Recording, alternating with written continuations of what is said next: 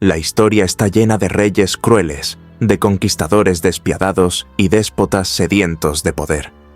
Pero hay una figura que no solo se alzó sobre todos ellos por su ferocidad, sino que se adentró en lo más profundo del terror humano. Un hombre que no temía sentarse a cenar entre cadáveres.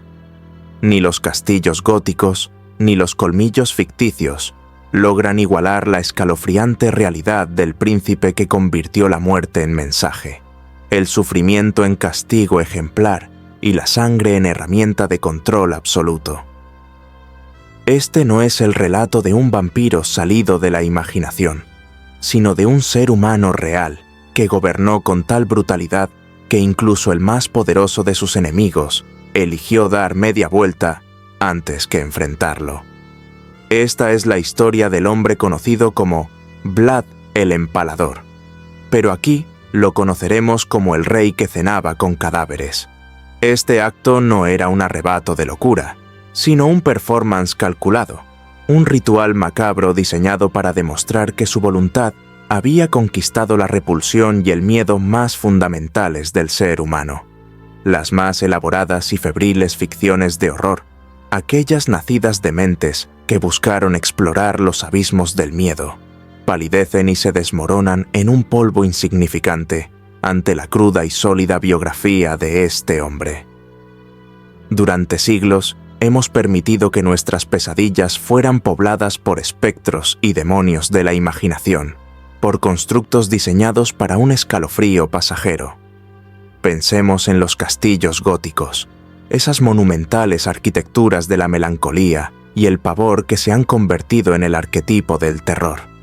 Imaginemos sus siluetas recortadas contra una luna pálida, sus torres como dedos huesudos arañando un cielo perpetuamente nublado. Pensemos en sus pasadizos secretos, fríos y húmedos, donde el eco de pasos fantasmales resuena en la oscuridad, en sus mazmorras subterráneas impregnadas del olor a moho, desesperación y el óxido de cadenas antiguas, y en sus atmósferas opresivas, cargadas de un pavor sobrenatural, de la presencia de una malevolencia que trasciende las leyes del mundo físico. Estas fortalezas de la ficción, con sus fantasmas encadenados y sus secretos familiares malditos, son meros teatros de un miedo controlado. Del mismo modo, consideremos a los colmillos ficticios de las criaturas de la noche, los vampiros que han fascinado y aterrorizado a generaciones enteras. Desde el aristócrata seductor y trágico hasta la bestia feral y depredadora, el vampiro literario es una figura de un horror elegante, un ser atado a reglas místicas, la aversión al ajo y a los crucifijos, la necesidad de dormir en tierra natal, la vulnerabilidad a la luz del sol. Su maldad, por intensa que sea, está contenida dentro de un marco sobrenatural que, paradójicamente, nos reconforta. Es una criatura de la noche, un monstruo que puede ser comprendido, estudiado y, en última instancia, derrotado con los símbolos y herramientas adecuados. Pero ni la más lúgubre de estas fortalezas, ni el más sediento de estos vampiros logran igualar, y mucho menos superar, la escalofriante y tangible realidad del príncipe de carne y hueso, que no necesitaba de la oscuridad para cometer sus atrocidades, pues las realizaba a plena luz del día, como un acto de Estado. Un hombre que convirtió la muerte en un mensaje político. Para este gobernante, un cadáver no era el simple y desordenado resultado de la violencia, el punto final en la vida de un enemigo. No, para él, la muerte era el principio de una declaración, el lienzo sobre el cual pintaría su autoridad. Un cuerpo sin vida se convertía en un pergamino, y su método de ejecución, la caligrafía con la que escribía sus edictos para que todos los leyeran. Cada ejecución era una performance, una lección pública. El sufrimiento, por lo tanto, no era una consecuencia desafortunada de la guerra o el castigo, un daño colateral que un líder debía lamentar en privado. Era la herramienta misma, el cincel con el que esculpía la obediencia en la psique de su pueblo y de sus adversarios. Sus castigos eran diseñados con una precisión de artista para ser visibles, para ser prolongados y para ser absolutamente aterradores. La muerte rápida era un acto de piedad, y la piedad era una debilidad que no podía permitirse. Y la sangre, ese fluido vital que los vampiros de leyenda anhelan como sustento, para este príncipe no era alimento, sino una herramienta de control absoluto, el pigmento indeleble con el que pintó las fronteras de su reino y escribió las leyes inflexibles de su nuevo orden. Era la tinta con la que firmaba su soberanía sobre la vida, y más importante aún, sobre la muerte. Su orden no se basaba en la justicia, la tradición o la divinidad, sino en un pilar único y formidable, un orden donde la obediencia no se pedía, ni se negociaba, se imponía a través de un pavor tan profundo que paralizaba la voluntad misma de desobedecer. Este, por tanto, no es el relato de un vampiro salido de la frondosa y gótica imaginación de un novelista victoriano. No es la crónica de una criatura sobrenatural, un ser inmortal atado a las fases de la luna y vulnerable a los símbolos de la fe. No hallarán aquí a un conde elegante que se desliza entre las sombras, ni a una bestia que puede ser repelida con un trozo de madera afilado. La historia que se despliega es infinitamente más perturbadora porque es la historia de un ser humano real, de carne y hueso, un hombre que nació de mujer, que sangraba si se le cortaba y que respiró el mismo aire que nosotros, pero era un hombre que, a través de una voluntad de hierro y una vida forjada en la crueldad, pareció exhalar un veneno que congelaba el alma, un miasma de terror que se aferraba a la tierra que gobernaba. Fue un hombre que gobernó con tal calculada y metódica brutalidad que su fama trascendió las fronteras de su pequeño principado para convertirse en una leyenda susurrada con espanto en las cortes de toda Europa. Su crueldad no era impulsiva ni caótica, era sistemática, lógica y en su coherencia aún más aterradora.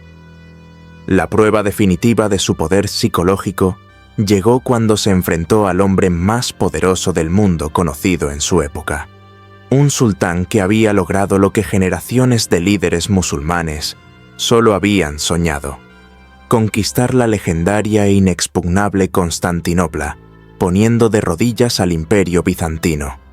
Este sultán, Mehmed II, el Conquistador, comandaba uno de los ejércitos más formidables y disciplinados del mundo.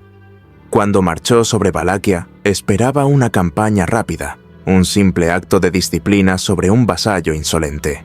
Sin embargo, lo que encontró no fue un ejército dispuesto para la batalla, sino algo que desafiaba la razón y la experiencia militar.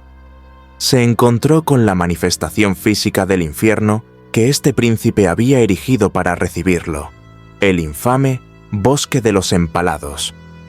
Kilómetro tras kilómetro, el paisaje había sido transformado en una grotesca instalación de arte macabro.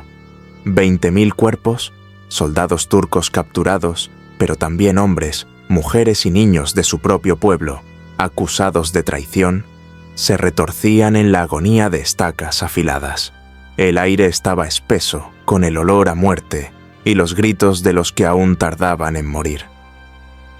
Ante esta visión, el conquistador de imperios, un hombre acostumbrado a la carnicería de la guerra, detuvo a su ejército, palideció y, sin entablar batalla, eligió dar media vuelta y retirarse con sus legiones. El miedo que este príncipe inspiraba no era el miedo convencional a la derrota militar, era un terror más profundo, el miedo a la pérdida de la propia humanidad al contemplar la obra de un hombre que había abrazado por completo la oscuridad. Era el miedo a enfrentarse a un enemigo cuya mente operaba en un plano de crueldad que estaba más allá de la comprensión humana. Esta es la historia del hombre que la historia conoce y teme por el nombre de Vlad el Empalador, o Vlad Tepes en su lengua nativa.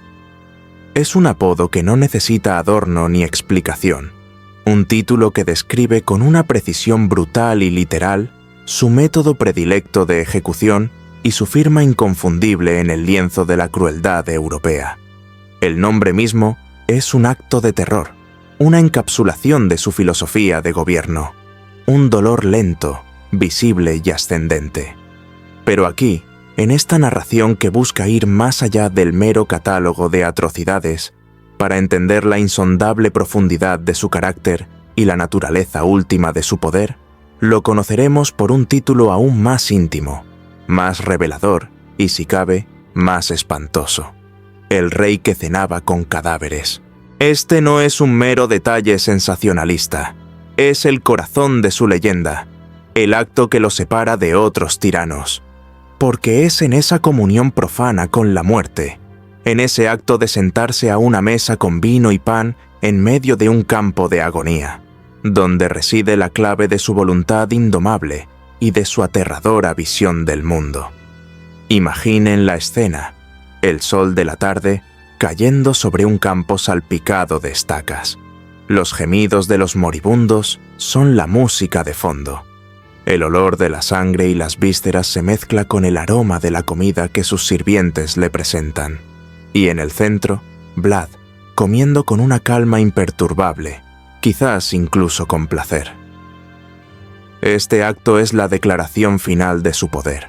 No es solo poder sobre sus enemigos, a quienes ha reducido a decoraciones moribundas.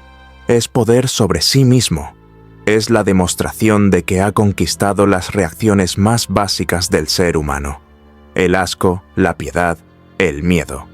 Al cenar entre los muertos y los moribundos, Vlad se elevaba por encima de la humanidad misma, convirtiéndose en algo diferente, en una fuerza de la naturaleza tan implacable como una plaga o un terremoto. Proclamaba a todos, sin decir una palabra, que mientras otros hombres estaban atados por las cadenas de la empatía y la moral, él se había liberado. Y un hombre sin esas cadenas es el ser más peligroso que puede existir. Su reinado de terror no fue simplemente una serie de actos crueles, fue la implementación de una filosofía aterradora, que el orden absoluto solo puede nacer del terror absoluto. Y él, el rey que cenaba con cadáveres, era la encarnación viviente de esa verdad. En el vasto y a menudo sangriento tapiz de la historia europea, pocas regiones evocan un misticismo tan profundo y una sensación de premonición tan palpable como Transilvania. Fue en algún punto incierto de la línea temporal, en un año perdido, entre 1428 y 1431, cuando la niebla perpetua que se abraza a las cumbres de los Cárpatos pareció espesarse para presidir un nacimiento que alteraría el curso de la historia de Europa del Este. En esta tierra de montañas escarpadas que rasgan el velo del cielo, de bosques tan antiguos e impenetrables que parecen guardar los secretos del mundo, y de un folclore rico en susurros sobre lo sobrenatural, nació un niño destinado no a la gloria, sino a la infamia: Vlad Draculea. El aire mismo que respiró por primera vez estaba cargado de leyendas de Strigoi y Moroi, de espíritus que vagaban por la noche, un presagio ominoso del terror que él mismo, un hombre de carne y hueso, desataría sobre el mundo. Su cuna, sin embargo, no fue la de un campesino supersticioso, sino la de un príncipe. Lejos de la humildad, su linaje era prominente, una línea de sangre forjada en el crisol de la guerra y la política, y profundamente respetada en una Europa del Este que vivía bajo la sombra constante y amenazante de la expansión del Imperio Otomano. Cada amanecer traía consigo la posibilidad de una incursión. Cada atardecer, el temor de que el creciente poder del sultán se derramara sobre sus tierras como una marea imparable. Su padre, Vlad II, no era un simple noble, era una figura de inmensa importancia, el voivoda, príncipe, de la vecina Valaquia, un hombre obligado a caminar sobre el filo de una navaja política, equilibrando las demandas de la poderosa Hungría al oeste y la insaciable presión otomana al este. En un intento por consolidar su posición y declarar su lealtad a la cristiandad, Vlad II había logrado ser admitido, en una de las hermandades más selectas y prestigiosas de la época, la Orden del Dragón. Esta no era una simple orden honorífica. Fundada por el emperador del Sacro Imperio Romano Germánico, Segismundo de Luxemburgo, la Orden del Dragón era un baluarte militar y espiritual. Sus miembros, un selecto grupo de monarcas y nobles, prestaban un juramento solemne para defender la cruz y librar una guerra perpetua contra sus enemigos, principalmente los turcos otomanos. El símbolo de la orden era un dragón con la cola enrollada alrededor de su cuello, representando a una bestia derrotada, una poderosa declaración visual de su misión sagrada. No se trataba de un mero club social para la aristocracia ociosa. Era un compromiso de sangre y fe, una barrera de acero ideológica y militar diseñada para contener el avance implacable de las fuerzas que amenazaban con engullir los Balcanes y golpear las puertas del corazón de Europa. Fue precisamente de esta afiliación de su padre, de este juramento sagrado, de donde el joven Vlad recibiría su famoso apodo, un nombre que, como una campana fúnebre, resonaría a través de los siglos: Draculea. En la lengua rumana de la época, su padre, como miembro de la orden, pasó a ser conocido como Vlad Dracul, que significaba el dragón. Era un título de inmenso orgullo, que lo vinculaba a la defensa de la fe y al poder imperial. Por consiguiente, el sufijo ulea actuaba como un patronímico, de modo que Draculea significaba, simple y llanamente, hijo del dragón. Lo que en su origen fue un emblema de nobleza, un símbolo de la heroica lucha cristiana contra el infiel, estaba destinado a ser retorcido por el tiempo y, sobre todo, por los actos de su portador. La misma palabra, drac, en el rumano moderno, llegaría a significar demonio, y la historia de Vlad proporcionaría amplias razones para que esta siniestra connotación se adhiriera a su nombre para siempre. Pero esa noble cuna, ese prestigioso legado de defensor de la fe, que debería haberle garantizado una vida de honor y propósito, pronto se tornaría, para el joven Vlad y su hermano menor, Radu, en una trampa de acero y sangre.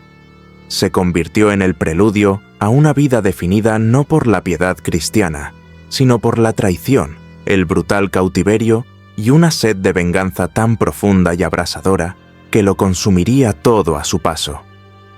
La infancia de cualquier príncipe en el siglo XV era una proposición precaria, un delicado baile entre la educación y la supervivencia.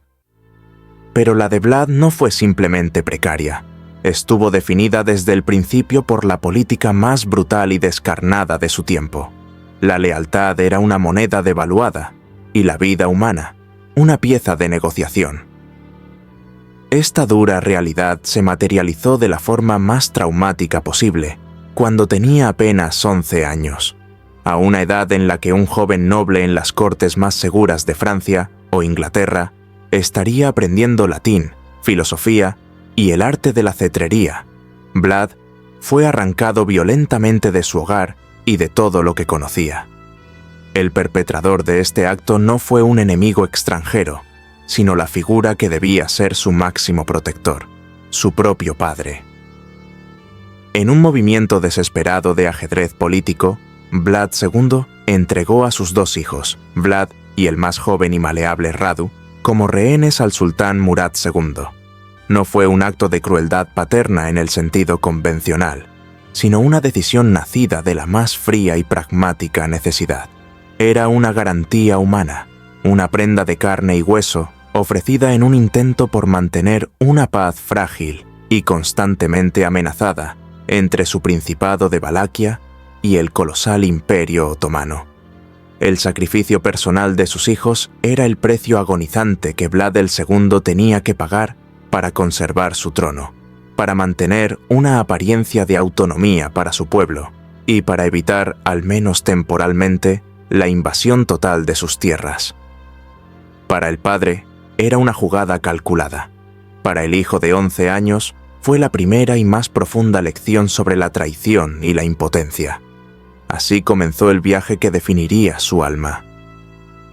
El joven príncipe fue trasladado desde los verdes y familiares bosques de Transilvania, un mundo de aire fresco y horizontes montañosos, hasta el corazón palpitante, polvoriento y profundamente extranjero del Imperio Otomano. Su destino era la corte del sultán, un lugar de una opulencia y una sofisticación deslumbrantes, pero también de una crueldad metódica y una intriga mortal. En este entorno, Vlad no recibió una educación cortesana tradicional. Su instrucción no fue en las artes de la diplomacia refinada, la música o la poesía. En cambio, fue sometido a una inmersión forzada, una iniciación brutal y sistemática al terror como instrumento de Estado. Su jaula era dorada, pero no dejaba de ser una jaula, y las lecciones que aprendió allí no estaban escritas en libros, sino en la sangre y el sufrimiento de otros. Fue en esa corte, como prisionero político de alto valor, donde sus ojos, aún infantiles pero ya endurecidos por la traición, presenciaron espectáculos que forjarían su alma en un acero frío e inflexible. Las ejecuciones públicas eran un entretenimiento común, un recordatorio constante del poder absoluto del sultán. Vlad las observaba no con el horror de un niño, sino con la atención de un estudiante, analizando la reacción de la multitud, la eficiencia del verdugo, el mensaje que cada muerte enviaba. Fue testigo de la metódica y agonizante aplicación de la tortura, escuchando los gritos que emanaban de las mazmorras y comprendiendo cómo el dolor podía quebrar no solo el cuerpo, sino también el espíritu de un hombre, convirtiéndolo en una herramienta dócil. Pero de todas las lecciones aprendidas en esta macabra academia, la más importante, la que se grabó a fuego en su psique, fue la observación con una atención gélida y casi científica de la práctica del empalamiento. Este no era un método de ejecución rápido ni piadoso.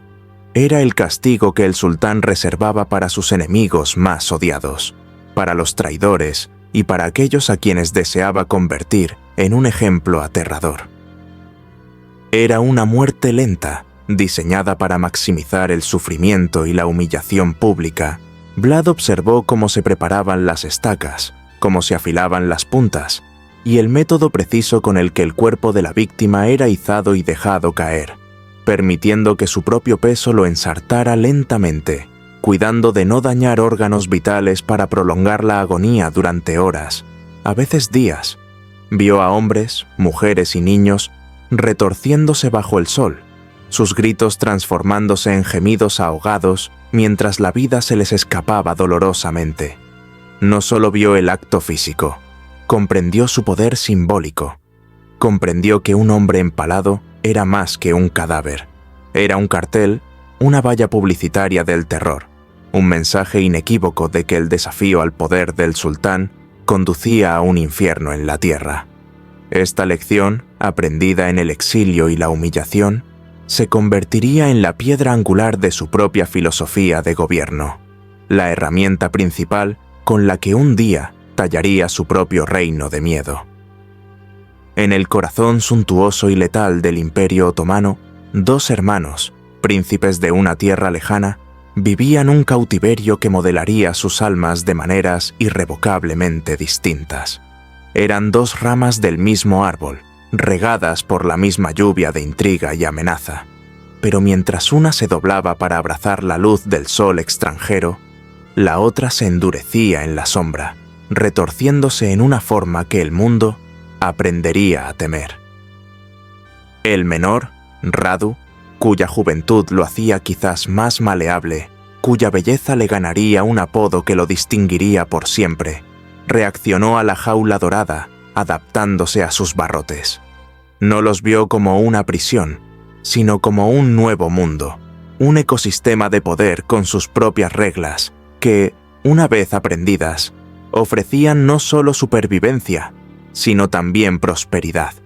Encontró un extraño consuelo en la disciplina de los genízaros, una belleza genuina en la intrincada caligrafía que adornaba los edictos del sultán, y un desafío intelectual en la poesía persa y la filosofía que florecían en la corte.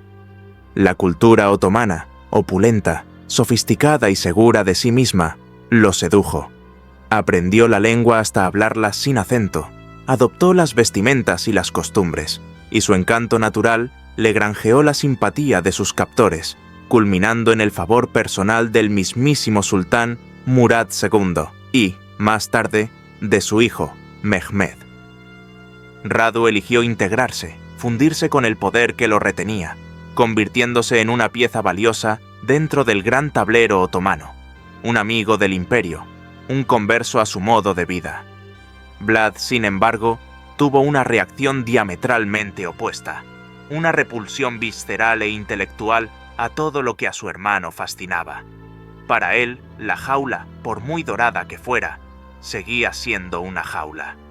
Cada día de su cautiverio era una lección, no de arte ni de cultura, sino de poder en su forma más cruda y desnuda. Cada acto de brutalidad que presenciaba no lo seducía ni lo asimilaba, lo educaba. Se convirtió en un estudiante silencioso y sombrío en la Universidad del Terror. Cuando veía la opulencia del palacio, no veía belleza, sino el botín de reinos saqueados y pueblos subyugados. Cuando escuchaba la refinada poesía, sus oídos solo percibían la hipocresía de hombres que podían componer versos sobre la belleza de una rosa por la mañana y ordenar el desollamiento de un prisionero por la tarde.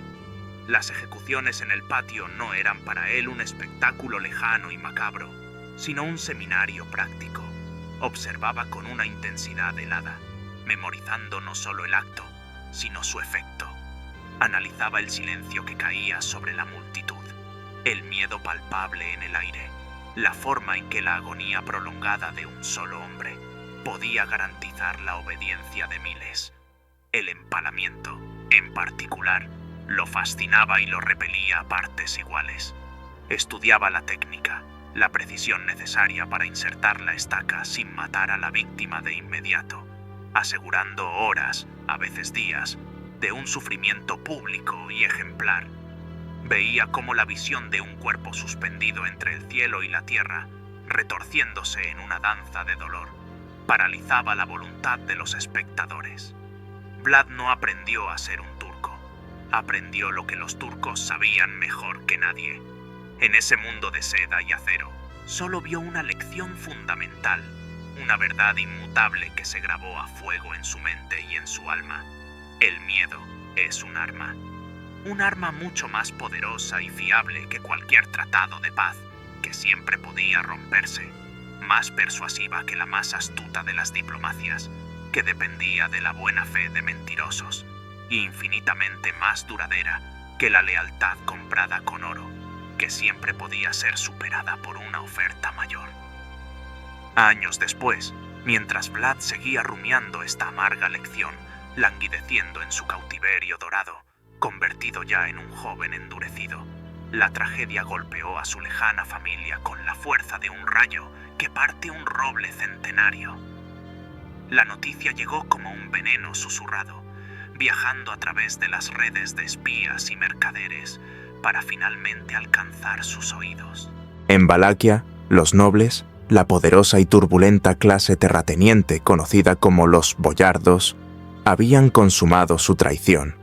Estos hombres, de grandes barbas y miradas altivas, dueños de vastas tierras y pequeñas armadas privadas, siempre habían resentido el poder centralizador de un príncipe fuerte. Eran hombres ambiciosos, acostumbrados a gobernar sus feudos como reyes, y veían al padre de Vlad, Vlad II Dracul, como un obstáculo para su propia influencia. En una conspiración nacida en salones opulentos y sellada con copas de vino, traicionaron la lealtad que habían jurado solemnemente sobre reliquias sagradas. En un acto de cobardía política, asesinaron a su príncipe. La lealtad se reveló no solo como una máscara para su codicia, sino como el cebo de una trampa mortal. Pero la furia de los boyardos no se detuvo ahí. El destino de Mircha, el hermano mayor de Vlad, el heredero legítimo, fue diseñado para ser un mensaje aún más aterrador, una muestra de la crueldad visceral de la que eran capaces estos aristócratas cristianos. No le concedieron una muerte rápida de soldado. Lo sometieron a un ritual de humillación y tortura que helaría la sangre de cualquiera. Primero, lo sujetaron con fuerza, ignorando sus gritos y maldiciones. Luego, calentaron hierros en un brasero hasta que brillaron con un naranja incandescente. Y entonces, con una precisión sádica, se los aplicaron a los ojos. El sonido siseante de la carne quemándose, el olor acre y el grito de agonía inhumano de Mircea, al ser sumido en una oscuridad eterna y dolorosa, fue solo el preludio. Ciego, aterrorizado, tropezando en un nuevo mundo de negrura sin fin, fue arrastrado a una fosa que ya habían cavado. Lo arrojaron dentro, y entonces comenzaron a palear la tierra sobre él. Lo enterraron vivo, ahogando lentamente sus gritos de pánico y desesperación bajo el peso sordo de la tierra, hasta que solo quedó el silencio. Los boyardos no solo habían matado a un príncipe, habían torturado y profanado a un símbolo, asegurándose de que su muerte fuera tan humillante y espantosa como fuera posible. Vlad tenía apenas 16 años cuando la totalidad de esta catástrofe llegó a sus oídos. Se encontraba a cientos de kilómetros de distancia, un peón impotente en el juego de un imperio extranjero, un rehén cuya vida pendía de un hilo. Fue allí, en el corazón del poder enemigo, donde supo que su padre y su hermano no habían caído en batalla contra el infiel, no habían muerto a manos del sultán, sino que habían sido destruidos, de la forma más vil, por su propia gente, por los mismos hombres que habían jurado proteger a su familia y a su reino, por la misma aristocracia a la que, por nacimiento, él mismo pertenecía. El impacto de esta revelación fue profundo y transformador. No fue solo el dolor de la pérdida, fue el veneno de la traición lo que inundó su ser. Ese fue el punto de quiebre. Ese fue el momento alquímico, la hora oscura del alma, en la que el plomo de la juventud agraviada se transmutó en el acero de una venganza monumental. El fuego de la forja fue su odio, el martillo, su voluntad. Desde ese instante, Vlad dejó de ser un joven príncipe en el exilio, una víctima pasiva de las circunstancias, un objeto en el tablero de ajedrez de otros. Murió el niño asustado y nació el monstruo calculador.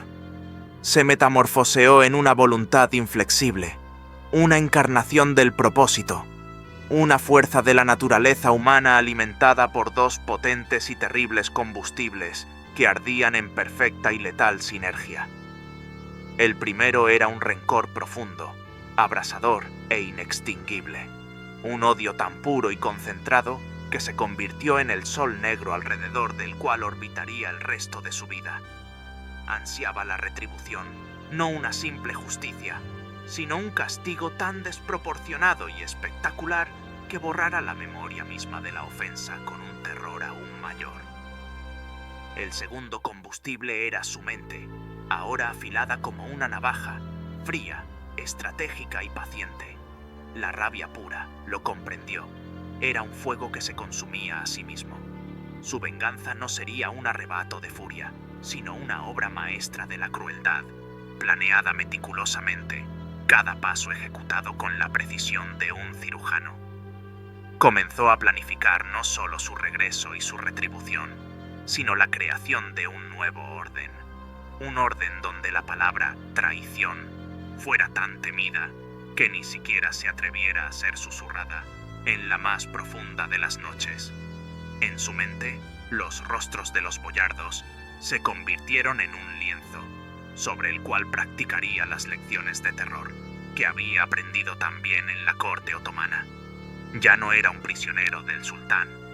Ahora, todos los que lo habían agraviado eran prisioneros de su memoria y de la promesa silenciosa de su regreso. El eco de las cadenas de su juventud, aquellas que lo habían atado en la opulenta y peligrosa corte del sultán Murad II, ya no resonaba en los oídos de Vlad Drácula como un mero recuerdo de cautiverio. Se había transformado en una partitura sombría, la música de fondo de una nueva y terrible sinfonía que componía en el silencio de su alma. Su objetivo ya no era simplemente recuperar el trono de Valaquia que, por derecho de sangre y herencia de su padre, el voivoda Vlad II Dracul, le pertenecía. Esa era una ambición demasiado simple, demasiado mundana, un anhelo de príncipes menores que aún creían en cuentos de hadas sobre la justicia divina y la lealtad de los hombres.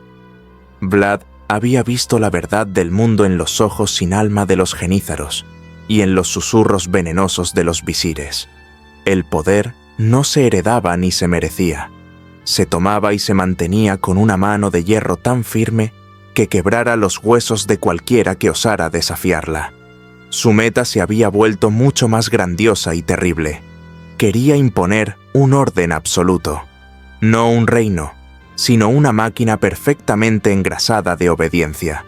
Un nuevo tipo de dominio, basado no en el consenso de los boyardos traicioneros, ni en la frágil tradición que ellos mismos corrompían a placer, sino en el poder purificador y aterrador del castigo ejemplar. Soñaba con una Valaquia donde la traición fuera impensable, no por un fervoroso amor a su príncipe, sino por un terror paralizante, visceral y absoluto a las consecuencias. Anhelaba un silencio en las cortes, no de respeto, sino de pánico. Quería que su sola sombra proyectada sobre los muros de Targoviste bastara para helar la sangre de los conspiradores y secar la tinta de las cartas secretas enviadas a húngaros y otomanos. La justicia, para él, ya no era una balanza, sino una estaca afilada, esperando pacientemente su propósito. Vlad no buscaba ser amado, ni siquiera respetado. Buscaba ser la encarnación del miedo mismo, un mal necesario y calculado para extirpar la enfermedad de la deslealtad, que, según él, había llevado a la ruina a su padre y a su hermano mayor, Mircea, torturado y enterrado vivo por los mismos nobles a los que intentaba gobernar. El recuerdo de la tierra llenando los pulmones de su hermano era un fuego que nunca se extinguía en su interior. En un giro del destino, cargado de una ironía tan afilada como una cimitarra, Vlad, con tan solo 17 años, obtuvo el apoyo otomano para hacer su primer intento de reclamar su herencia. Los mismos que lo habían mantenido cautivo durante años, los verdugos de su inocencia, ahora veían en él una marioneta útil, un peón con sangre real para instalar en el trono de Valaquia. El sultán Mehmed II, el joven y ambicioso conquistador que sucedería a Murad, entendía perfectamente el juego. Colocar a un príncipe educado en su corte, que conocía su poder de primera mano y que les debía el trono, era una jugada maestra para mantener a Valaquia como un estado tapón sumiso, una espina en el costado del reino de Hungría. Vlad, consumido por su propia ambición, aceptó el pacto faústico. Sabía que estaba bailando con el diablo, pero ansiaba tanto sentarse en el trono de su padre que estaba dispuesto a usar cualquier escalera para llegar a él, incluso una hecha de las lanzas de sus enemigos. Con un contingente de caballería turca a su disposición, cruzó el Danubio en el otoño de 1448. El voivoda reinante, Vladislav II, un peón de la poderosa Hungría, y del regente Juan Hunyadi, se encontraba convenientemente lejos, liderando un ejército en los Balcanes como parte de una cruzada. El camino a la capital, Tirgoviste, estaba despejado. Vlad entró en la ciudad no como un libertador aclamado, sino como una figura ambigua y preocupante, flanqueado por los estandartes del Imperio Otomano. Los boyardos que lo recibieron le ofrecieron sonrisas fingidas y reverencias huecas. En sus ojos, Vlad no veía lealtad, sino cálculo. ¿Cuánto duraría este príncipe títere? ¿Qué concesiones haría a sus patrones turcos? ¿Sería más fácil de manipular que su predecesor? Él, a su vez, los miraba con un desprecio apenas disimulado, memorizando cada rostro, cada gesto de adulación falsa.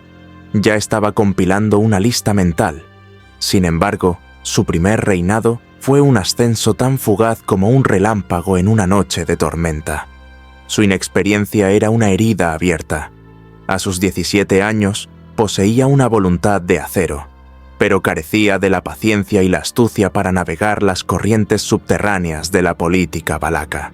Intentó imponer su autoridad con la arrogancia de un joven que cree que el título lo es todo, pero se encontró con un muro de resistencia pasiva. Sus órdenes se cumplían con lentitud o se malinterpretaban. El tesoro real estaba vacío, saqueado para financiar las guerras de Vladislav. No tenía un ejército propio, solo los soldados otomanos cuya presencia alienaba a la población y a la nobleza por igual. La falta de apoyo local genuino era total. Para los boyardos, él era el candidato de los turcos. Para el campesinado, era simplemente otro señor que llegaba con soldados extranjeros. El golpe de gracia llegó apenas 2 meses después. Juan Hunyadi, enfurecido por la audacia otomana y la instalación de su protegido, reaccionó con celeridad. Vladislav II, derrotado en la Segunda Batalla de Kosovo, regresó a Valaquia con el respaldo de las fuerzas húngaras. Vlad no tenía cómo hacerle frente. Su pequeño contingente otomano no era rival para el ejército que se aproximaba. El sueño se desvaneció tan rápido como había llegado. Una noche, bajo el manto de la oscuridad, tuvo que huir de su propio palacio. Un rey sin reino, un soberano de nada. La corona, que apenas había calentado su frente, se le escapó de las manos. Fue expulsado del poder, convirtiéndose de nuevo en lo que más odiaba. Un príncipe sin reino, un nombre sin tierra. La humillación fue absoluta y se grabó a fuego en su memoria. Durante los siguientes 8 largos y arduos años, de 1448 a 1456, Vlad se convirtió en un fantasma errante, un espectro de la realeza vagando por las cortes y los caminos polvorientos de Europa del Este. Este no fue un exilio de lujos ni de cómoda espera. Fue una odisea de precariedad y desesperación. Su primer refugio fue Moldavia, en la corte de su tío Bogdan el II.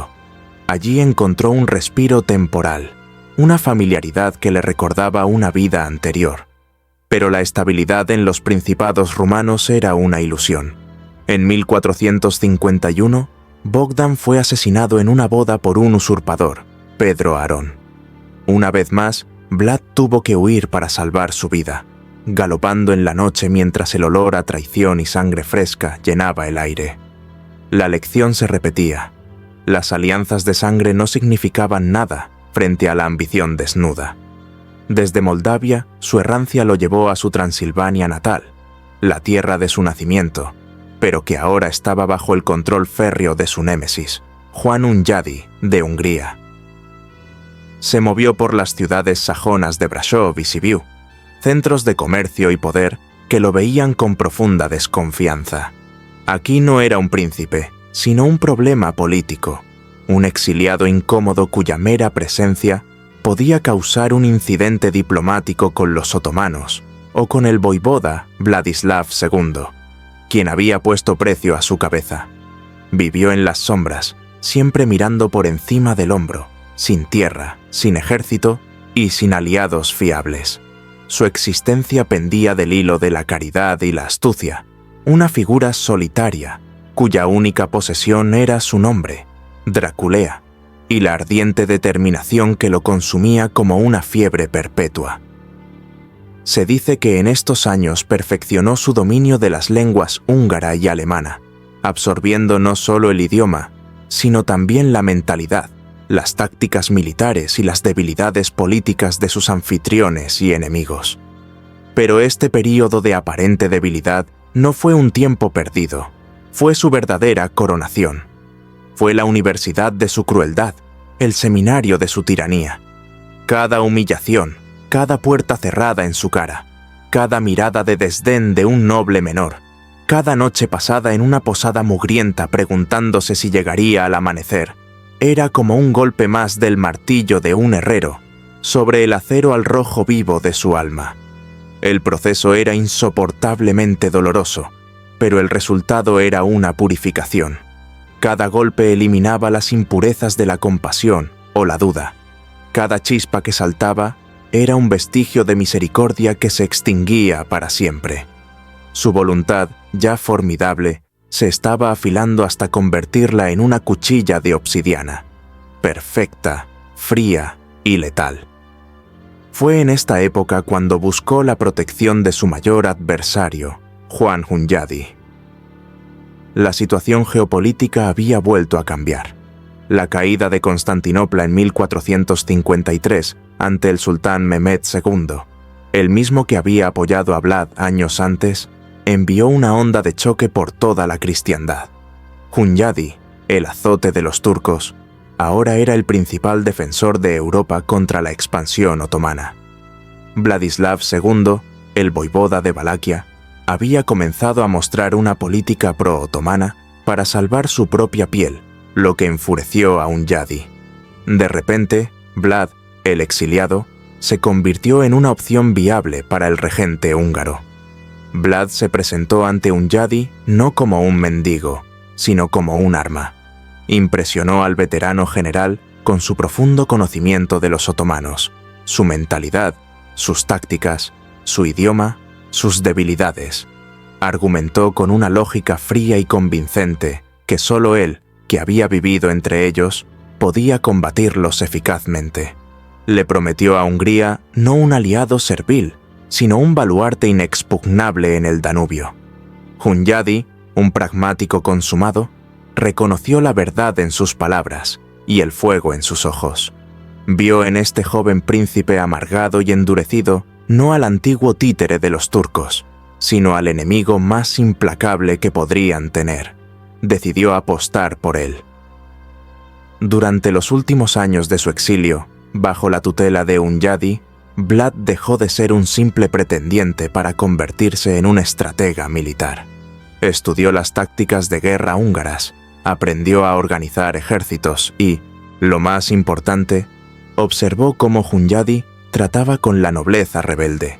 Vio cómo la mano dura y la ejecución rápida resolvían problemas que la diplomacia solo enredaba. Su filosofía se solidificó. El caos en Valaquia, la constante traición de los boyardos, su propia desgracia, todo provenía de una única fuente: la debilidad. La debilidad de su padre, que confió en los demás. La debilidad de Vladislav II, que se doblegaba ante cualquiera que ostentara el poder. La debilidad de un sistema que perdonaba la traición. En su mente, el plan tomó su forma final, clara y terrible.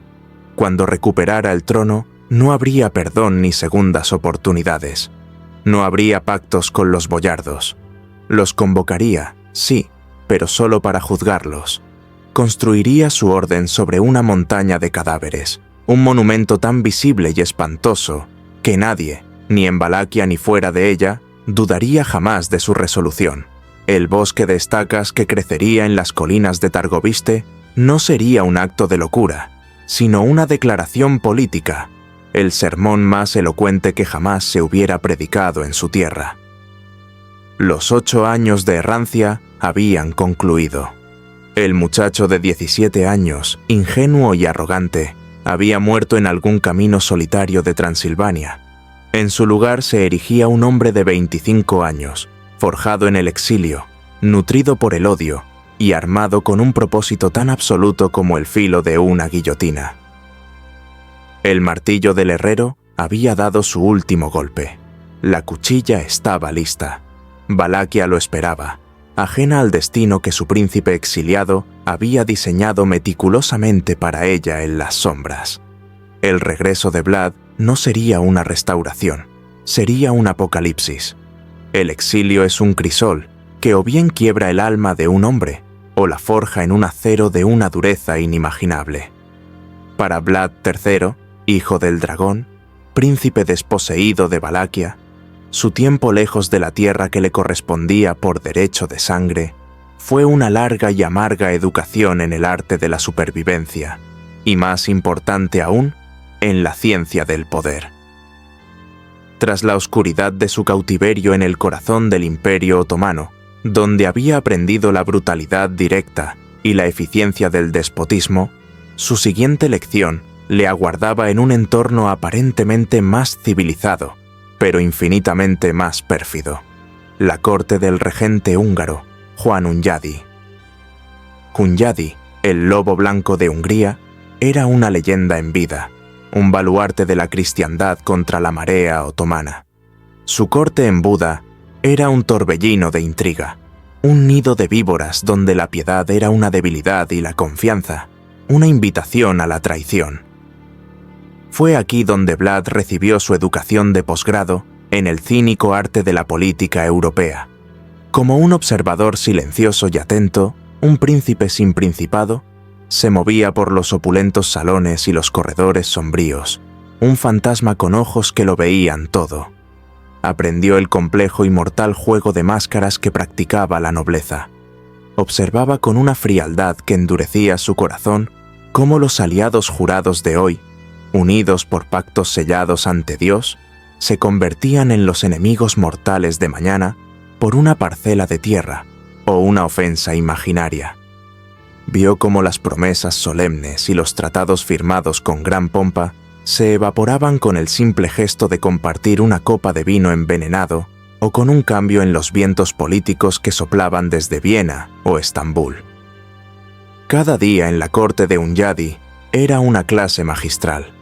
Vlad vio a un varón poderoso, confidente del regente una semana, ser arrastrado a las mazmorras la siguiente, acusado de una traición susurrada por un rival.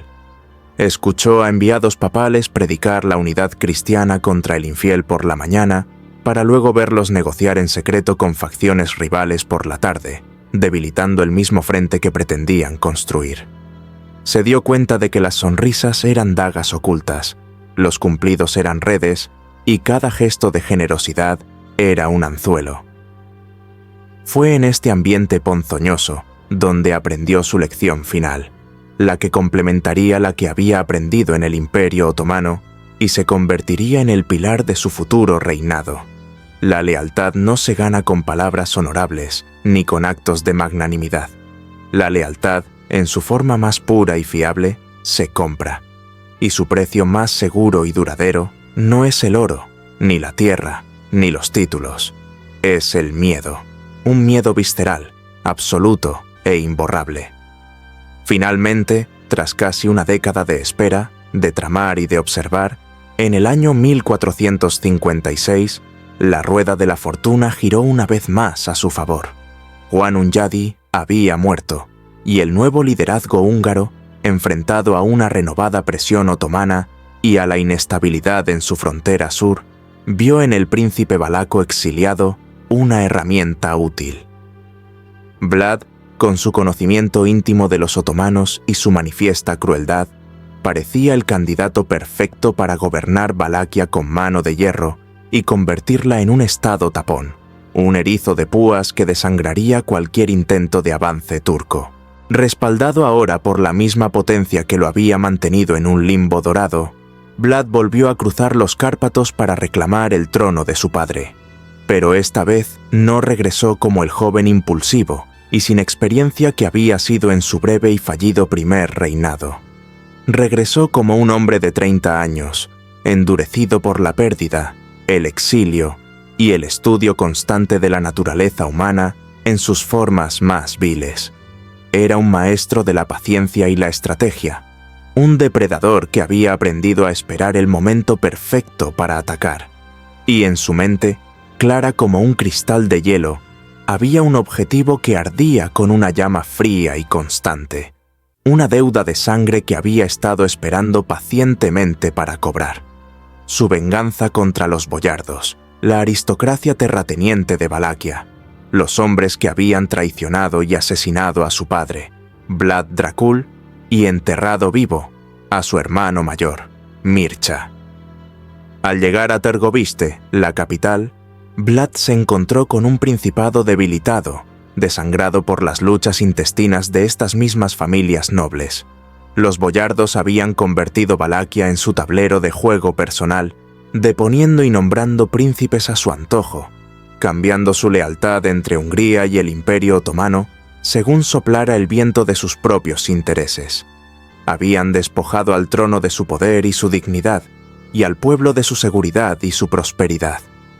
Para Vlad, esto no era solo una justificación para su venganza, era un mandato. Para salvar Valaquia, primero debía purgarla. Con una astucia diabólica, digna de las lecciones aprendidas en Buda, Vlad organizó su venganza no como un acto de guerra, sino como una celebración. Sabía que un ataque directo contra las poderosas familias boyardas podría desencadenar una guerra civil que él, con su poder recién adquirido, no podía permitirse. Debía eliminarlos a todos, de un solo golpe, de una manera que paralizara a cualquier posible sucesor. El pretexto fue la Pascua, la festividad más sagrada de la cristiandad ortodoxa, un tiempo de renacimiento, perdón y reconciliación. Anunció que daría un gran banquete en su palacio para celebrar su ascenso al trono y para, según sus palabras, dejar atrás las viejas rencillas y forjar un futuro de paz y prosperidad para Valaquia. La invitación fue una obra maestra de la manipulación. Era humilde y conciliadora. Vlad se presentaba como un príncipe que necesitaba el consejo y el apoyo de los nobles más sabios y poderosos del reino. Los boyardos, arrogantes y envalentonados por décadas de impunidad, mordieron el anzuelo. Vieron en el joven príncipe a la misma marioneta que habían manejado en el pasado. Lo subestimaron, creyendo que este banquete era una señal de su debilidad, un intento desesperado por ganar su favor. Así, acudieron en masa. Cientos de nobles, desde los cabecillas de las familias más influyentes hasta los terratenientes menores, viajaron a Targoviste con sus esposas e hijos. Llegaron vestidos con sus mejores galas, con sedas de Génova, brocados de Flandes, joyas y pieles. Sus risas resonaban en las calles de la capital, confiados en que iban a encontrarse con un príncipe que podían doblegar a su voluntad. Fueron recibidos con todas las apariencias de la más cálida hospitalidad. El gran salón del palacio estaba engalanado con tapices.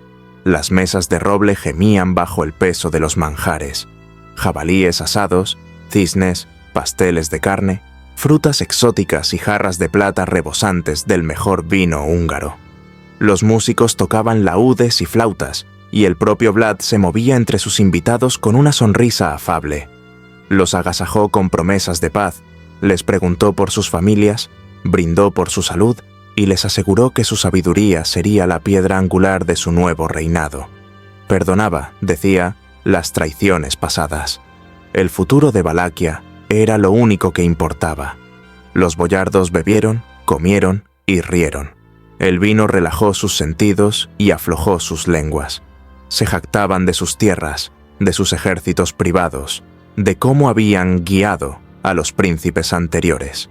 Brindaron por el nuevo, Vlad, convencidos de su propia indispensabilidad. El príncipe los observaba a todos, sus ojos moviéndose de un rostro a otro, catalogando, recordando. En su mente no había música ni celebración, solo el frío cálculo de un verdugo. Veía al hombre que había entregado a su padre a los húngaros.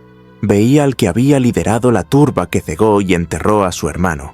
Veía a sus hijos, ahora jóvenes arrogantes, que habían heredado la traición como un derecho de nacimiento. Cada sonrisa que les dedicaba era una sentencia de muerte. Entonces, en medio del aparente júbilo del banquete, cuando la confianza de los nobles estaba en su punto más álgido, Vlad hizo una seña casi imperceptible. La música se detuvo abruptamente. Los sirvientes, que en realidad eran sus soldados más leales, se posicionaron silenciosamente junto a las salidas, que fueron cerradas con el sonido sordo de pesadas trancas de hierro. Vlad se puso de pie. El salón enmudeció. Una confusión helada comenzó a extenderse entre los invitados. El príncipe levantó su copa, pero no para un brindis. El aire se espesó, cargado con el peso de años de odio contenido. Su voz, tranquila pero cortante como el hielo de un invierno en los Cárpatos, resonó en el silencio sepulcral. «Nobles señores de Valaquia, os he reunido aquí para celebrar un nuevo comienzo. Pero antes de mirar hacia el futuro, debemos entender nuestro pasado. Por eso, os hago una sola pregunta». Hizo una pausa, paseando su mirada por cada rostro pálido y sudoroso. «Decidme», continuó, su voz bajando a un susurro que era más aterrador que un grito. «¿Cuántos príncipes ha visto vuestro tiempo en este trono? ¿Cuántos de vosotros habéis jurado lealtad a mi abuelo, Mircea el Viejo, y a mi padre, Vlad Dracul, y a Vladislav II, a quien yo mismo maté para reclamar lo que es mío? ¿Cuántas veces habéis cambiado de señor como un hombre se cambia de camisa? ¿Cuántas veces habéis traicionado al trono?» El silencio fue su respuesta, un silencio preñado de terror y de la repentina y aplastante comprensión de su propia estupidez. Sus rostros, antes sonrojados por el vino y la arrogancia, estaban ahora blancos como la cera. Las copas temblaban en sus manos. Vlad sonrió, una sonrisa desprovista de toda calidez. Era la sonrisa de un lobo que finalmente ha acorralado a la manada. «Veo que no recordáis. Permitidme refrescar vuestra memoria. Habéis convertido la traición en vuestro oficio y la inestabilidad en vuestra riqueza. Habéis engordado mientras Valaquia se moría de hambre. Habéis vendido este principado al mejor postor, ya fuera húngaro o turco. Vosotros asesinasteis a mi padre. Vosotros torturasteis y enterrasteis vivo a mi hermano. El terror se convirtió en pánico. Algunos boyardos se pusieron de pie, buscando una salida, solo para encontrar las puertas bloqueadas por hombres armados con espadas desenvainadas. «Pero vuestro tiempo ha terminado», declaró Vlad, su voz ahora un trueno. «Hoy, en la Pascua de nuestro Señor, Valaquia renacerá, y renacerá sobre vuestros huesos. Lo que siguió no fue una batalla, sino una ejecución metódica y brutal. Los soldados de Vlad se abalanzaron sobre los nobles desarmados. Los más viejos, los cabecillas de las conspiraciones, junto con sus esposas, fueron arrastrados fuera del palacio, hacia una colina cercana. Allí los esperaba un bosque de estacas de madera afiladas, preparadas de antemano. Uno por uno fueron empalados, un método de ejecución horriblemente lento y doloroso que Vlad había aprendido de los otomanos. Los dejó allí como una advertencia macabra, sus cuerpos retorciéndose durante horas, sus gritos resonando sobre la ciudad aterrorizada. A los más jóvenes y sanos, los hijos e hijas de los traidores, Vlad les reservó un destino diferente. Fueron despojados de sus ropas de seda y brocado, de sus joyas y de su orgullo. Con las manos desnudas y los pies sangrantes, fueron conducidos como un rebaño de esclavos a las ruinas de una antigua fortaleza en los montes Argesh. Allí, les dijo Vlad, construirían su nuevo castillo, Poenari. Trabajarían hasta que la carne se les cayera de los huesos, hasta que sus delicadas manos de nobles se deshicieran acarreando piedras y mezclando mortero. La mayoría no sobrevivió al primer año, muriendo de agotamiento, hambre y enfermedad, sus cuerpos arrojados a fosas comunes sin nombre. Fue la aniquilación no solo de sus vidas, sino de su legado, su estatus y su memoria. Cuando el sol de la mañana de Pascua se alzó sobre Targoviste, iluminó una nueva Valaquia. El poder de los boyardos, que había plagado el principado durante generaciones, había sido erradicado en una sola noche de terror calculado. El banquete de Pascua se convirtió en leyenda, un cuento de horror susurrado en toda Europa. Fue el acto fundacional del reinado de Vlad Tepes, el empalador. Había pagado su deuda de sangre y en el proceso había establecido su nuevo orden. Un orden basado no en la nobleza o la ley, sino en la única moneda que, según había aprendido, garantizaba una lealtad absoluta: el miedo. Un miedo que ahora era el aire mismo que se respiraba en su tierra.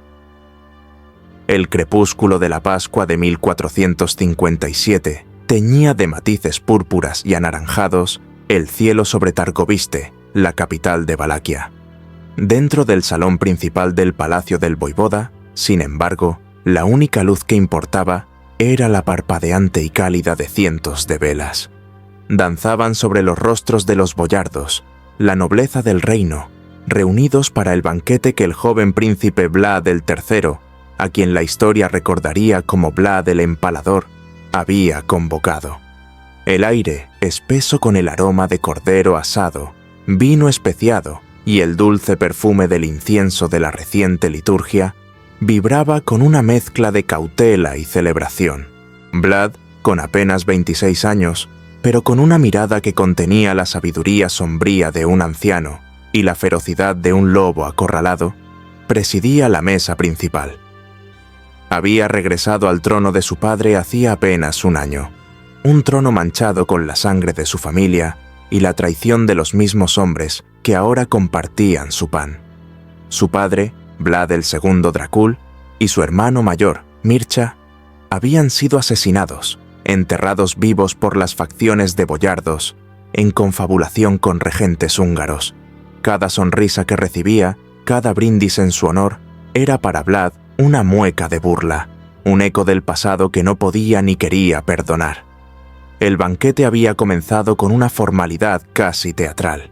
Se sirvieron platos opulentos, se escanció el mejor vino y los músicos llenaron el salón con melodías tradicionales. Los boyardos, hombres de barbas pobladas y ropajes de brocado y piel, habían llegado con sus familias, sus esposas enjolladas y sus hijos más jóvenes, una muestra de aparente buena fe y respeto hacia su nuevo señor. Murmuraban entre ellos, evaluando al joven príncipe. Lo recordaban como un niño, un rehén en la corte otomana, y ahora se sentaban ante él, un hombre forjado en el exilio y la pérdida, cuyo silencio era más inquietante que cualquier amenaza. Vlad observaba a sus invitados, su memoria, un archivo implacable, identificando cada rostro.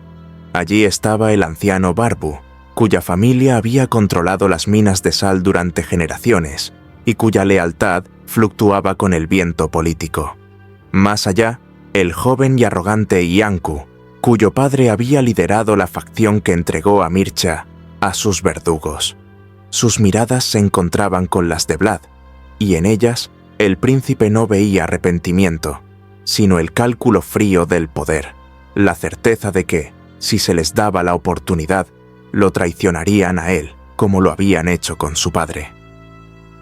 A mitad de la noche, cuando el vino había desatado las lenguas y relajado las precauciones, Vlad se puso en pie. Un silencio expectante cayó sobre el salón. Sus ojos, dos ascuas en la penumbra, recorrieron lentamente a los comensales.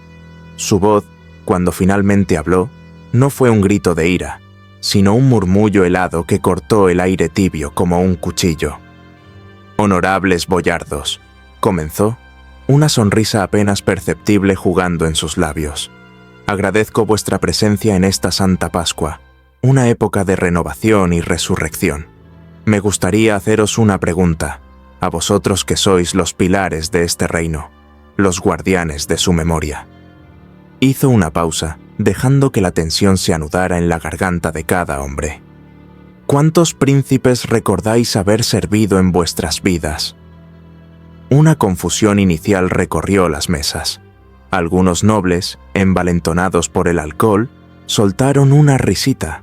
Unos a otros se miraban, buscando una respuesta. Uno de los más viejos, con una barba cana que le llegaba al pecho, se aventuró a responder, con la voz pastosa por el vino. «Mi señor, he vivido mucho. He visto el reinado de 7 príncipes, que en paz descansen». Otro, más joven, se jactó. «Yo he servido a 5, y espero serviros a vos por muchos años, mi príncipe». Las respuestas comenzaron a fluir, cada una un testimonio de la inestabilidad que había plagado Valaquia, una tierra atrapada entre los imperios húngaro y otomano, donde los voivodas ascendían y caían como las hojas en otoño, a menudo arrancados del árbol por las mismas manos que ahora se alzaban en este salón. Vlad escuchó cada respuesta, su expresión imperturbable. Cuando el último boyardo hubo hablado, asintió lentamente. 7 príncipes, 5, ninguno de vosotros ha visto menos de 4. Y me pregunto, ¿cómo es que Valaquia ha tenido tantos gobernantes en tan poco tiempo, mientras vosotros, sus nobles consejeros permanecéis. La pregunta quedó suspendida en el aire, ya no como una curiosidad, sino como una acusación. El color desapareció del rostro de muchos. El aroma del banquete se tornó de repente nauseabundo. Es porque vuestra lealtad es una mercancía, vendida al mejor postor, ya sea húngaro o turco, continuó Vlad, su voz ahora un trueno contenido. Habéis permitido que mi padre, vuestro príncipe legítimo, fuera traicionado y asesinado. Habéis permitido que mi hermano fuera cegado con hierros candentes y enterrado vivo. Vuestra inconstancia ha desangrado este país. Sin esperar ni desear una respuesta, dio una señal. Fue un gesto casi imperceptible, un ligero movimiento de su mano. Inmediatamente, las puertas del gran salón se cerraron con un estruendo ensordecedor, los pesados cerrojos de hierro resonando como el martillo de un verdugo sobre el yunque del destino. El sonido selló el destino de los presentes. El aire festivo se evaporó, reemplazado por un pánico helado. De las sombras, de detrás de los tapices que representaban gloriosas batallas pasadas, surgieron los guardias personales de Vlad. No eran los centinelas ceremoniales que adornaban la corte, sino sus armasi, sus ejecutores, hombres endurecidos en las escaramuzas fronterizas, leales hasta la médula, sus rostros impasibles como la piedra. El acero desnudo de sus espadas y hachas captó la luz de las velas, arrojando reflejos danzantes sobre las paredes, presagios de la carnicería que estaba a punto de desatarse. Y entonces comenzó la masacre. El festín se convirtió en un matadero. Los gritos de terror de las mujeres y los niños se mezclaron con las maldiciones y súplicas de los hombres. Las mesas fueron volcadas, la comida y el vino derramados sobre el suelo de piedra, creando un lodo carmesí con la sangre que pronto comenzó a fluir. Los guardias de Vlad se movieron con una eficiencia brutal y desapasionada. No hubo combate, solo ejecución. Algunos de los nobles más viejos, aquellos a quienes Vlad consideraba los principales arquitectos de la traición a su padre, fueron arrastrados fuera, hacia el patio iluminado por la luna. Esa misma noche, sus gritos de agonía reemplazaron la música del banquete. Fueron empalados, el método de ejecución que Vlad había observado y perfeccionado durante su tiempo con los otomanos. Una muerte lenta y atroz, diseñada para aterrorizar. Estacas de madera afiladas, untadas en aceite, fueron introducidas a través de sus cuerpos, evitando cuidadosamente los órganos vitales para prolongar el sufrimiento. Fueron izados, siluetas grotescas contra el cielo nocturno, sus lamentos un sermón macabro sobre el precio de la traición. A otros, los más jóvenes y fuertes, junto con sus familias, les esperaba un destino diferente, una crueldad más prolongada y simbólica, una obra de terrorismo de Estado, concebida para dejar una cicatriz permanente en la memoria colectiva de Valaquia. Cuando el sol de la mañana siguiente se alzó sobre un Targoviste silencioso y aterrorizado, Vlad ordenó que los supervivientes fueran encadenados. Eran alrededor de 200, entre hombres, mujeres y niños, arrancados de sus vidas de lujo y privilegio, ahora reducidos a una miserable procesión de condenados. Con la ropa de fiesta hecha jirones y los pies descalzos, los obligó a iniciar una marcha forzada. Su destino, las ruinas de una antigua fortaleza vigía, encaramada en un risco vertiginoso sobre el río Argesh, a cientos de kilómetros de distancia. Aquel nido de águilas abandonado, conocido como Poenari, se convertiría en su tumba y en el monumento a la venganza de Vlad. El viaje fue una ordalía. Los obligó a caminar a través de terrenos difíciles, por senderos escarpados y bosques densos, sin apenas provisiones. Los nobles, acostumbrados a los caballos y los carruajes, tropezaban y caían sobre las rocas afiladas. Sus pies, delicados y sin callos, pronto se convirtieron en una masa sangrante de carne y hueso. El sol los castigaba durante el día, y el frío de las noches de montaña los helaba hasta los huesos. Los guardias no ofrecían consuelo ni piedad. empujando a los rezagados con las astas de sus lanzas. El hambre y la sed se convirtieron en una tortura constante. Cuando finalmente llegaron a las ruinas de Buenari, no eran más que espectros, una sombra de los orgullosos nobles que habían asistido al banquete. Pero su sufrimiento apenas había comenzado. Allí, en ese precipicio desolado, con el río Argesh rugiendo muy abajo, Vlad les anunció su tarea. Reconstruirían la fortaleza con sus propias manos desnudas. No se les proporcionaron herramientas adecuadas, ni carretillas, ni poleas. Tenían que transportar las pesadas piedras desde el lecho del río, subiéndolas por la pendiente traicionera. Mezclaban la argamasa con sus manos, la cal viva quemando su piel hasta dejarla en carne viva. Trabajaban sin descanso, desde el alba hasta el anochecer, bajo la mirada implacable de los capataces. La construcción del castillo se convirtió en una marcha fúnebre. Las estaciones cambiaron, el sol del verano dio paso a las lluvias de otoño y luego a las nieves del invierno, pero el trabajo nunca cesó. Muchos de aquellos nobles, cuyos cuerpos estaban diseñados para el reposo y la intriga cortesana, no pudieron soportar el esfuerzo sobrehumano. Murieron por el puro agotamiento, sus corazones rindiéndose, sus cuerpos cayendo donde trabajaban. Eran enterrados someramente en fosas comunes o simplemente apartados para que no estorbaran, su carne abonando la tierra sobre la que se levantaría la fortaleza de su enemigo. Las mujeres y los niños no fueron eximidos. Se les obligaba a carrear agua y cargas más pequeñas, hasta que también ellos sucumbían. Se cuenta que sus ropas se desintegraron con el tiempo, y trabajaron desnudos, sus cuerpos cubiertos de llagas, barro y la sangre de sus propias manos. El castillo de Buenari se elevaba lentamente, piedra a piedra, una estructura sombría y amenazante que parecía crecer orgánicamente de la propia roca de la montaña. Era un monumento al poder absoluto, una lección tallada en piedra y sufrimiento humano. Años después, un pequeño grupo de supervivientes, los más resistentes, los que contra todo pronóstico habían logrado ver la fortaleza completarse, se mantuvieron en pie. Habían soportado lo insoportable, sus cuerpos transformados en máquinas de trabajo, sus mentes vaciadas de todo, excepto del instinto de supervivencia. Quizás, en el fondo de sus almas rotas, albergaban una minúscula esperanza de clemencia, una creencia de que su resistencia les habría ganado el perdón. Pero para Vlad, su supervivencia no era un testimonio de fuerza, sino el último cabo suelto de su venganza.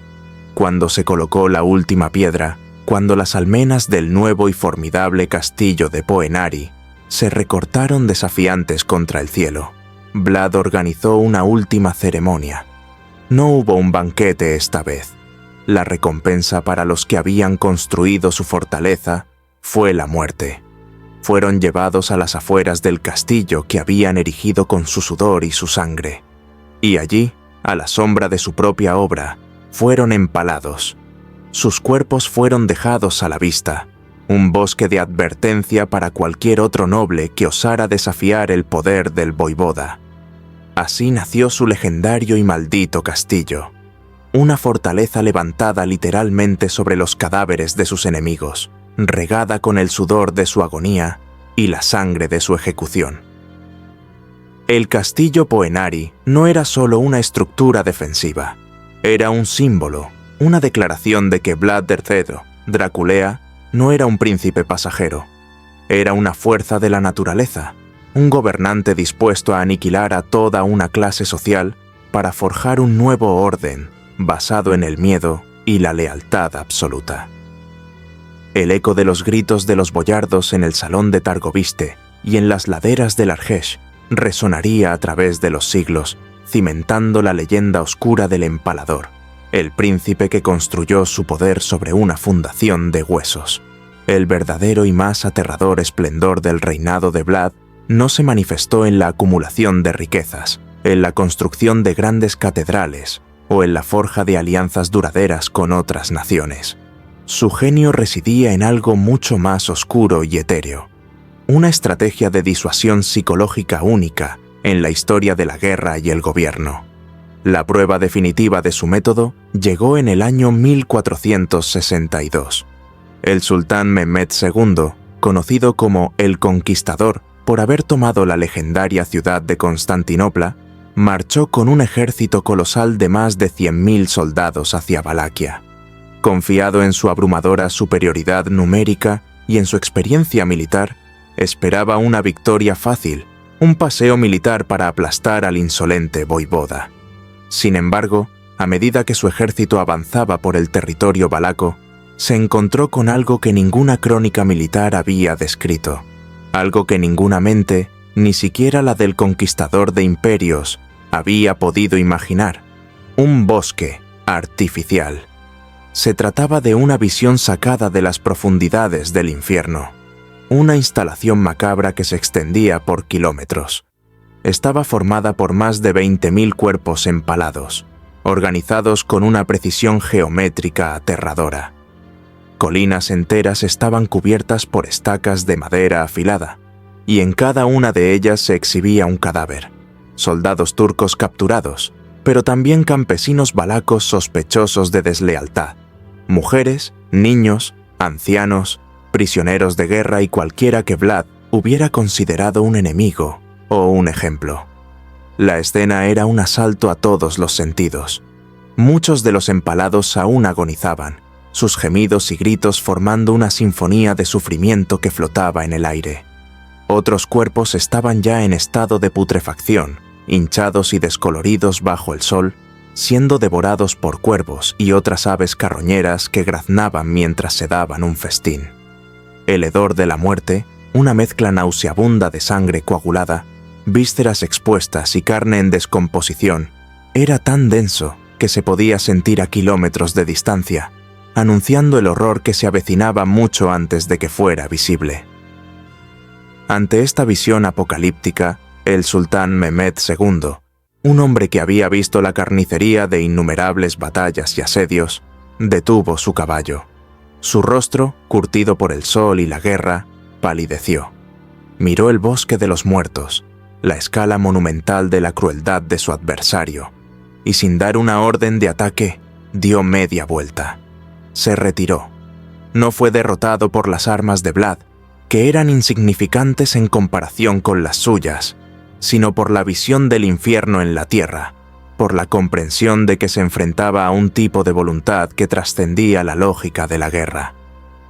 Uno de los detalles más oscuros y reveladores del reinado de Vlad, que consolidó su reputación más allá de la de un simple tirano, fue su escalofriante costumbre de presenciar e incluso cenar rodeado de sus víctimas empaladas. Según las crónicas de la época, escritas tanto por sus enemigos como por observadores neutrales, no era raro que Vlad instalara su mesa de comedor en medio de los campos de ejecución. Allí, entre los cuerpos que aún se retorcían en las estacas, comía con total tranquilidad y aparente normalidad, como si el paisaje de sufrimiento y muerte fuera el telón de fondo más natural para su cena. Mojaba su pan en la sangre que goteaba de los cuerpos, o eso decían los panfletos más sensacionalistas que circulaban por Europa. Este acto repetido no puede ser atribuido simplemente a la locura, aunque sin duda contenía elementos de una psicopatía profunda. Era, ante todo, un ritual simbólico y una declaración de poder. Se trataba de un mensaje cuidadosamente coreografiado para todos los que lo vieran o escucharan de él. Aquí gobierna un hombre que ha vencido por completo las debilidades humanas, un líder que ha conquistado el asco, que ha domesticado el miedo y que ha erradicado de su alma cualquier vestigio de remordimiento o compasión. En la lógica perversa, pero coherente de Vlad, el horror no era gratuito ni un fin en sí mismo. Era una herramienta, el instrumento más eficaz y afilado que poseía para forjar y mantener un orden absoluto en un mundo caótico y traicionero. Durante su brutal mandato, Valaquia experimentó una transformación social radical y paradójica. El Principado, que había sido un territorio plagado de conflictos internos, corrupción nobiliaria y bandidaje, se convirtió en un lugar de una seguridad casi sobrenatural. Se cuenta, como una de las leyendas más famosas de su reinado, que Vlad colocó una copa de oro macizo en la fuente de la plaza principal de Targoviste. Allí permaneció, día y noche, durante todo su gobierno, sin que nadie, ni el más pobre de los mendigos, ni el más audaz de los ladrones, osara tocarla. El valor del objeto era inmenso, pero el valor de la propia vida era infinitamente mayor. Los mercados, antes focos de estafas y pequeños hurtos, se volvieron completamente seguros. Los caminos, antes peligrosos por la presencia de bandidos que asaltaban a los comerciantes y viajeros, quedaron libres de toda amenaza. Pero esta paz y este orden no nacieron de un renacimiento moral o de la prosperidad económica. Tenían un precio exorbitante y constante: la vida humana. El sistema de justicia de Vlad era absoluto, despojado de cualquier matiz, piedad o posibilidad de apelación. El castigo era la única respuesta, y siempre era extremo. El comerciante que era descubierto estafando a un cliente, sin importar cuán pequeña fuera la cantidad, era empalado junto a su balanza fraudulenta. La mujer acusada de infidelidad era desollada viva o empalada, como un ejemplo para las demás.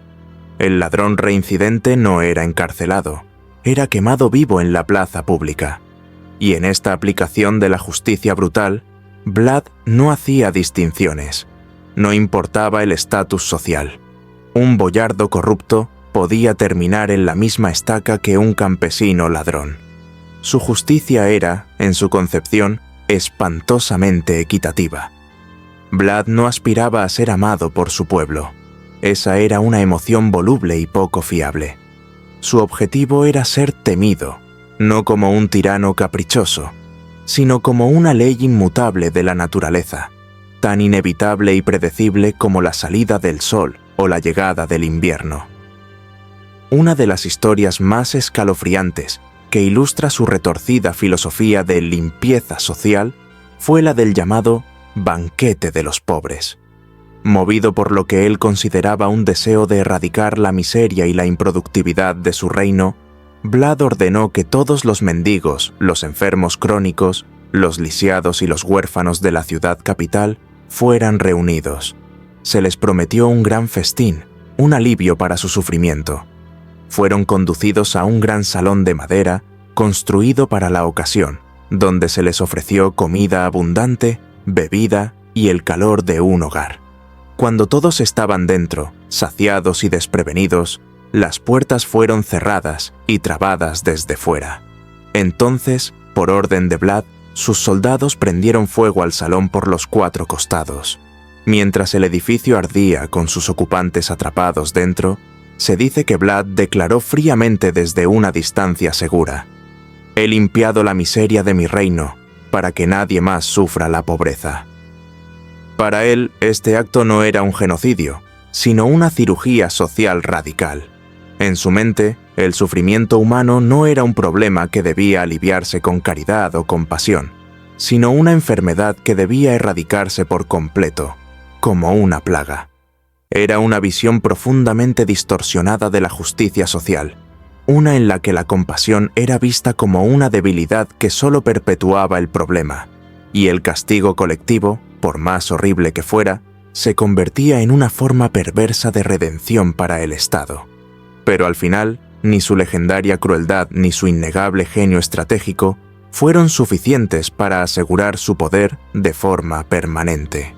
Sus enemigos no solo estaban fuera de sus fronteras, sino también dentro, y la misma sangre que corría por sus venas se volvería contra él.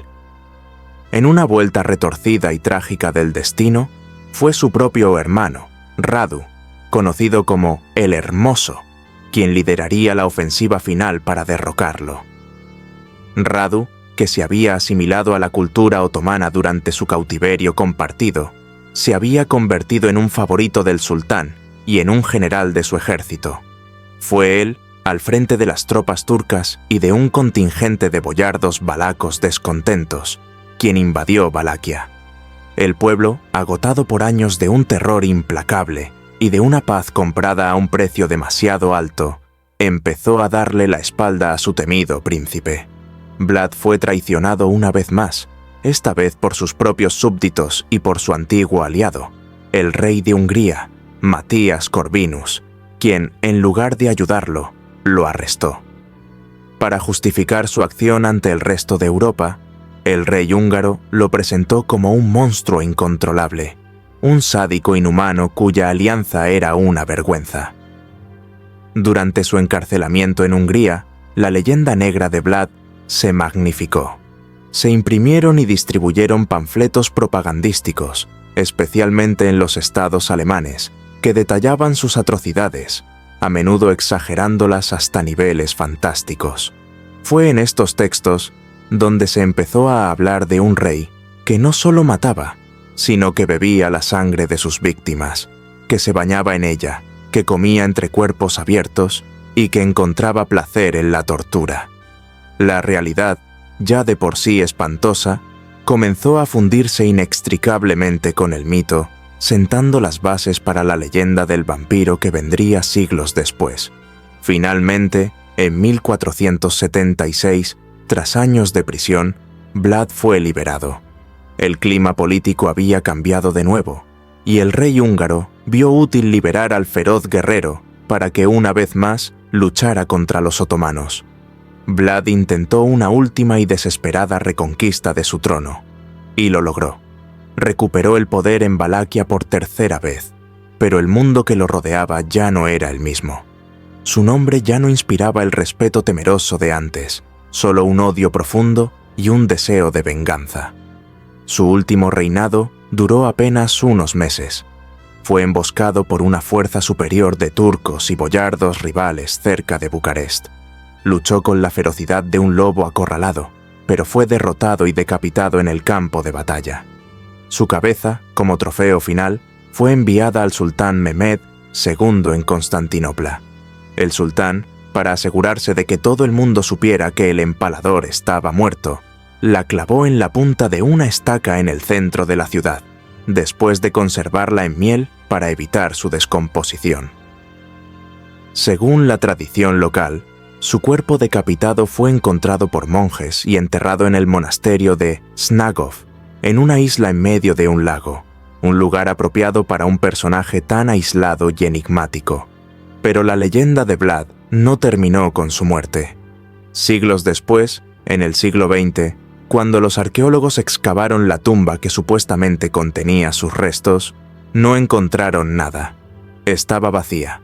Este misterio final avivó aún más su leyenda. Algunos dicen que su alma inquieta jamás encontró el descanso, condenada a vagar por la eternidad. Otros, más pragmáticos, sugieren que su cuerpo fue enterrado en otro lugar, en secreto, por sus pocos seguidores leales, para evitar que su tumba fuera profanada y para impedir que su leyenda, alimentada por un lugar de peregrinación, se expandiera aún más. Vlad Draculea, el hijo del dragón, no necesitó convertirse en un vampiro para alcanzar una forma de inmortalidad. En muchos sentidos, fue peor. Fue innegable y aterradoramente humano. Fue un hombre que llevó el concepto de castigo hasta su extremo más lógico y brutal, que descubrió en el miedo una forma de gobierno mucho más eficiente y estable que cualquier ley escrita o alianza política, y que logró transformar el terror puro en una estructura de poder coherente y funcional. Su vida fue un testamento oscuro a la capacidad del ser humano para la crueldad metódica y la genialidad estratégica. Hoy, su figura histórica sobrevive, aunque eclipsada, en el mito universal del conde Drácula, el aristócrata vampiro creado por el novelista irlandés Bram Stoker en 1897. Pero ese personaje de ficción, con su elegancia decadente y su sed sobrenatural, es solo una sombra pálida y difusa, una versión romantizada del verdadero monstruo histórico. El verdadero Vlad no necesitó dormir en ataúdes forrados de tierra natal, ni poseía la habilidad de transformarse en murciélago o lobo. Su poder era más real y, por lo tanto, más inquietante. Le bastó con ser hombre, con comprender las palancas más profundas del pavor humano y no tener escrúpulos en accionarlas. Y en la memoria colectiva de los pueblos que alguna vez sintieron la fría sombra de su reinado, aún resuena su mensaje más duradero y perturbador. El miedo, cuando se ejerce, también puede gobernar,